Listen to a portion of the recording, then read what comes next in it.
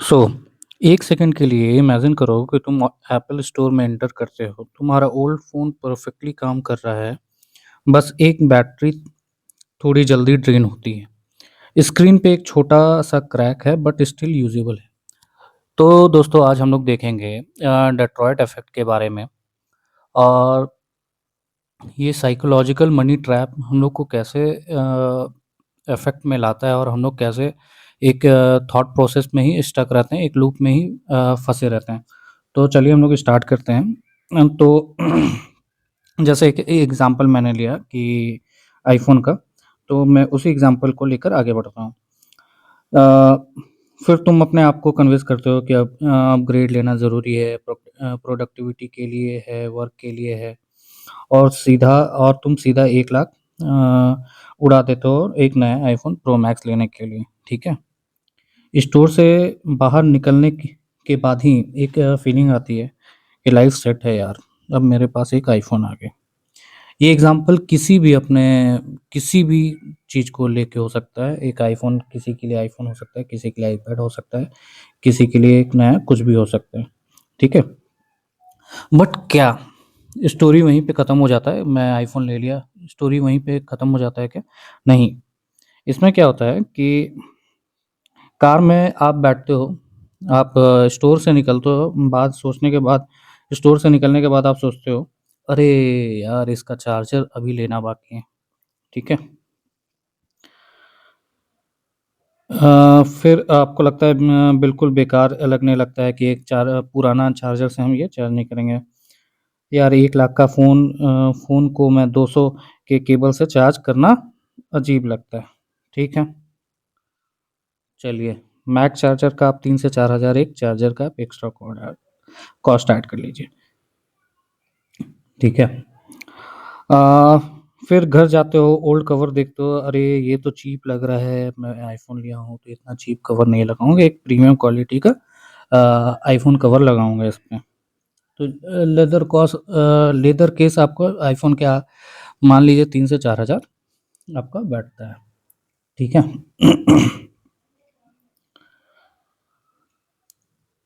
फिर रियलाइज़ होता है कि ओल्ड वायर्ड ईयरफ़ोन काम ही नहीं करते हैं, फुल एक्सपीरियंस के लिए एयरपॉड्स चाहिए, एयरपॉड्स प्रो चाहिए। तो एक एक माइंडसेट रहता है कि आईफ़ोन लिया हूँ तो आज नहीं तो मैं पहले लेदर केस ले लिया आज के आज। फिर आपने एक मैक चार्जर ले लिया। फिर उसके 1-2 महीने के बाद आपको लगा अरे नहीं एयरपॉड आप देखोगे जो भी आईफ़ोन यूज़र हो अ, वो एयरपॉड रखे हो तो आपको भी लगेगा अरे नहीं मैं एयरपॉड लेता ना तो बहुत अच्छा रहता। तो आप एयरपॉड पे भी अपना पैसा उड़ा देते हो। तो विदिन 48 टू या मैं 1 मंथ का टाइम लीजिए, तो आप 1 लाख का फ़ोन के चलते आप 1.5 लाख के आस-पास खर्चा करते हैं, उसका एक्सेसरीज़ लेते हुए। तो ये गलती हमारी नहीं है, ये एक साइकोलॉजिकल ट्रैप है। इस तरह से पहले के ज़माने में तो फ़ोन्स और एडवर्टाइज़मेंट इतने एडवांस नहीं थे, तो आज के जो एडवर्टाइज़मेंट है बहुत ही एडवांस है। हम लोग कुछ भी सर्च करते हैं तो उसके कारण से हमारे वो आने लगता है, बार-बार आने लगता है। तो इसके कारण से हम लोग एक साइकोलॉजिकल ट्रैप में फँस जाते हैं। तो जैसे कि ये फ्रंट इमेज में आप देख रहे होंगे कि हमारे पास आईफ़ोन था। मैं पहले भी आईफ़ोन या अदर फ़ोन यूज़ कर रहा था। लेकिन एक अपग्रेडेशन के बाद आपको उससे मेंटेन करने के लिए हमको बाकी सब भी अपग्रेड करना पड़ता है। तो एक साइकिल है, एक लूप है और जैसे कि एक एग्ज़ाम्पल देते हैं ना कि लोगों को लगता है कि मैं अब एक सैलरी बढ़ी तो मैं सेम मेरे सेविंग बढ़ जाएँगे, तो ऐसा कुछ नहीं है। ये क्या होता है कि एक लूप में आप फँस जाते हो। फिर उस लेवल पे आप पहुँचने के बाद आपका लगता है कि नहीं मैं इस चीज़ को भी अपग्रेड करूँगा। मैं अगर 5,000 के रूम में रह रहा था तो 8,000 के रूम में रहूँगा, तो ये चीज़ होती है और इसी को साइकोलॉजिकल ट्रैप कहते हैं और इसी को डेट्रॉयट इफ़ेक्ट कहते हैं। तो एक स्टोरी पे जो डेट्रॉयट इफ़ेक्ट है, ये एक स्टोरी किसी ने लिखा था और ये स्टोरी है 1765 फ्रांस में और मैं इसका जो जिन्होंने लिखा था उसका लिंक मैं आपको आर्शीव का लिंक मैं अपने डिस्क्रिप्शन बॉक्स में डाल दूँगा। तो तो हम लोग डेट्रॉइट इफ़ेक्ट पे चलते हैं, 300 साल पहले चलते हैं। एक आदमी था डेनिस डेट्रॉइट, बहुत इंटेलिजेंट फिलोसोफर था, बट उस समय एक वो ब्रोक था, ठीक है? सिंपल लाइफ़ जीता था, ओल्ड कपड़े, पुरानी चेयर, डस्टी रूम, जैसे एक मतलब ब्रोक आदमी का रहता है कि मतलब कुछ भी ऐसा चीज़ नहीं है, बस काम चला हुआ है, लेकिन फिर भी वो खुश था। लेकिन बंदा जो है ना, बहुत अच्छा इंटेलिजेंट था और बहुत बड़ा फिलोसोफर था। तो एक दिन क्या हुआ, वहाँ की जो रानी है, कैथरीन द ग्रेट, मतलब इन पे इनका बुक्स पे बहुत ज़्यादा मतलब ये फ़िदा हो गए थे, इनकी बुक्स के लिखाई पे ये सब तो उन्होंने क्या किया, डेट्रॉइट की सारी लाइब्रेरी खरीद ली और उसको एकदम से बहुत पैसा मिल गया। तो क्या हुआ कि बहुत सा पैसा मिलने के बाद अब क्या करता है वो कि अपने लिए एक लग्ज़री, ये जो आपको इमेज में दिख रहा है, लग्ज़री अ, रेड रोब खरीदता है। मिरर में देखता है, वाह!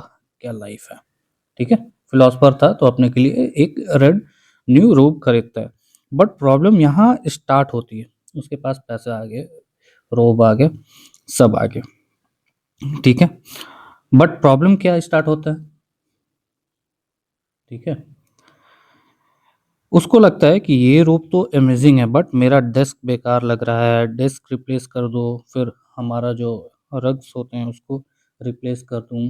जैसे ये इमेज में दिख रहा है, नया डेस्क परफेक्ट आना चाहिए, वही नया आना चाहिए, पुराना वाले को रिप्लेस करके आउटडेटेड जितने भी चाहिए, नए पर्दे चाहिए, हमारे रूप को मैच करने के लिए, मतलब एक एलिगेंसी आनी चाहिए, मतलब ऐसा ऐसा रखना चाहिए। और धीरे-धीरे पूरा उस कारण से, एक नया रूप लेने के कारण से पूरा धीरे-धीरे रूम रिप्लेस कर देता है और फिर क्या होता है कि एंड में वो फिर से ब्रोक हो जाता है। तो ये साइकोलॉजिकल ट्रैप है, इसी को बोलते हैं हम लोग डेट्रॉयट इफ़ेक्ट, कि पहले वो ब्रोक था, उसके पास पैसे आए, फिर वो अपने आप को अपग्रेड करने में सारा पैसा लगा दिए, फिर से वो ब्रोक हो गया, ठीक है? तो उसने एक लाइन लिखी थी कि मैं अपने पुराने रोब का मास्टर था, लेकिन नए रोब का स्लेव बन गया, ठीक है? ये अपने लाइफ़ लिखे हैं। ये है डेट्रॉइट इफ़ेक्ट, एक नई चीज़ आती है और बाकी सबको अपग्रेड करने पे मजबूर कर देती है और तुम सोचते हो कि तुम चीज़ों को के ओनर हो, पर एक्चुअली चीज़ें तुम्हें कंट्रोल करती हैं। तो मॉडर्न एग्ज़ाम्पल में हम किसी भी एग्ज़ाम्पल को ले सकते हैं। तुम डिसाइड करते हो अब फ़िटनेस सीरियस लेना है और तुम लेते हो एक पेलोटॉन बाइक, ठीक है? ठीक है? तो लेकिन उसके साथ क्या-क्या तुमको एक लगेगा, अरे पेलोटॉन बाइक ले लिया मैंने तो एक ओल्ड टी-शर्ट में एक्सरसाइज़ करना अजीब लगेगा। फिर उसके लिए नया शूज़ चाहिए, जिम क्लोथ्स चाहिए, सेटअप चाहिए, स्मार्ट टीवी चाहिए। तुम्हें जैसे इमेज में दिख रहा है आईफ़ोन सही के, तुम्हें तुम्हें बाइक नहीं खरीदी, तुमने एक आइडेंटिटी खरीदी, ठीक है? तो यही चीज़ होता है, यही एक आइडेंटिटी बनाना या आइडेंटिटी लगता है कि नहीं मैं अभी इस चीज़ लिया हूँ तो ये ऐसे-ऐसे इफ़ेक्ट आना चाहिए। उस कारण से जो एक बोलते हैं ना कि फेक आइडेंटिटी टाइप का क्रिएट करने के चक्कर में ये होता है।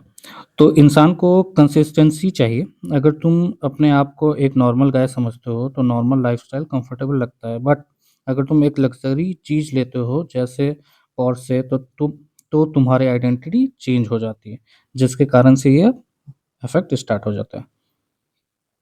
पोर्शे लेने के बाद मान लो एक एग्ज़ाम्पल और है, पोर्शे लेने के बाद तुम एक मतलब एक सस्ता सनग्लास नहीं लोगे, IKEA का फर्नीचर नहीं लोगे, बजट लाइफ़स्टाइल में नहीं जियोगे, सब मिसमैच लगता है, ठीक है? इसलिए तुम स्पेंड करते हो ज़रूरत के लिए नहीं, आइडेंटिटी मेंटेन करने के लिए। तो बिगेस्ट मिस्टेक क्या है, लोग सिर्फ़ प्राइस देखते हैं कि अच्छा, एक चीज़ का प्राइस देखते हैं कि भाई मैं आईफ़ोन ले रहा हूँ या फिर एक किसी भी चीज़, मान लो कार ले रहा हूँ, तो उसमें भी अपग्रेडेशन होता है, सीट कवर होता है, बहुत सारी चीज़ होते हैं। उसमें भी मतलब एक नया लाइटिंग इफ़ेक्ट देना है, तो सिर्फ़ वो देखते हैं कि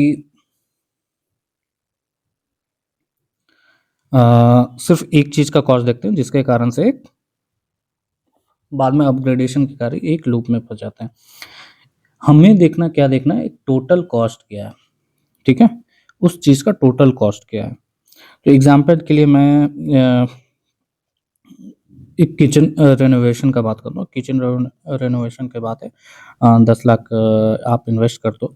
फिर लगता है अरे नहीं, किचन रेनोवेशन हो गया, लेकिन हमको नया फ्रिज भी चाहिए, उसमें भी आपका चल गया 2 लाख।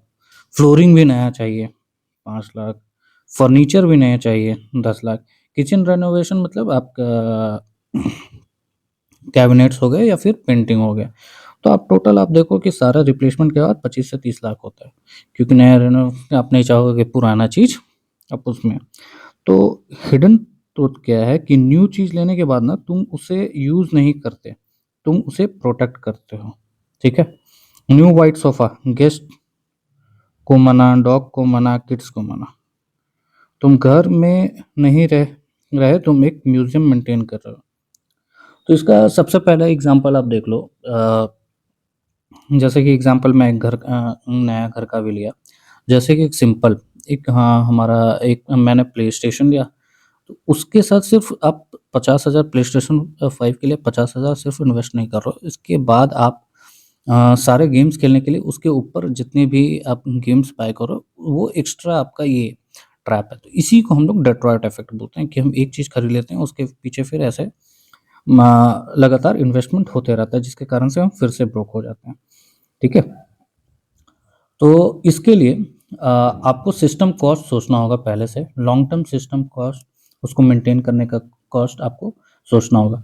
जैसे अगर अब मेरे पास ऑलरेडी एक आईफ़ोन है, मैं एक नया आईफ़ोन खरीदना चाहता हूँ, तो हमारा जो पुराना आईफ़ोन है, जैसे फ्लिपकार्ट में देता है रिप्लेस या एक्सचेंज का ऑफ़र देता है, तो हम पुराने को एक्सचेंज करके एक नया लेंगे, ठीक है? तो ये एक बेटर लाइफ़ रहेगा, सिंपलर लाइफ़, रिच लाइफ़। जितने भी आप एक बिलियनियर देखते हो, मैक्सिमम टू मैक्सिमम सभी लोग एक सिंपलर लाइफ जीते हैं, ठीक है?